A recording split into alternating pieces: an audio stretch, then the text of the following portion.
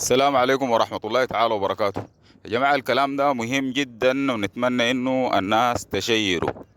اول حاجة في جروب بتاع واتساب بتاع قادات مجاميع جنجويد في كردفان وفي غرب السودان عموم، ومعاهم في نفس الجروب غادات سلموا وفي غادات دارين يسلموا. يعني الجروب كله عبارة عن الناس المسلمين، الغادات السلموا والغادات الدارين يسلموا.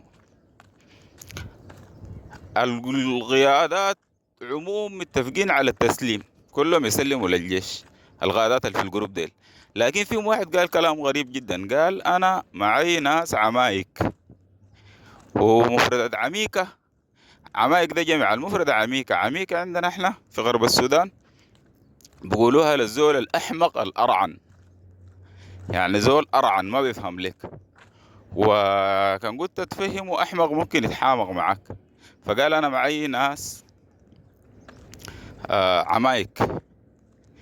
فالناس بدأت تتكلم إنه أول تتخلصوا من العميكة وبعد ذاك الناس تفهم الأفراد. فعشان تتخلص من العميكة لازم العميكة ده تودي تلم العمايك اللي عندك توديهم ارتكازات محددة، وبعد ذاك ترفع إحداثياتهم. أو لو في اشتباك العميكة لو ما انضرب من قدام ينضرب من الخلف، تصفي القوة، بعد ذاك القوة دي تصاريحهم، بعد ذاك تجيبهم يسلموا. الرسالة أي زول شايف نفسه هو عميك أو بعيد من القيادة يشيل بندقيته ويمشي فريقه. يا جماعة المعركة دي انحسمت، الجيش السوداني العظيم انتصر، الغادات مسلمين، الناس الضايعة دي أفضل تسلم، والمدى يسلم أفضل يمشي فريقه.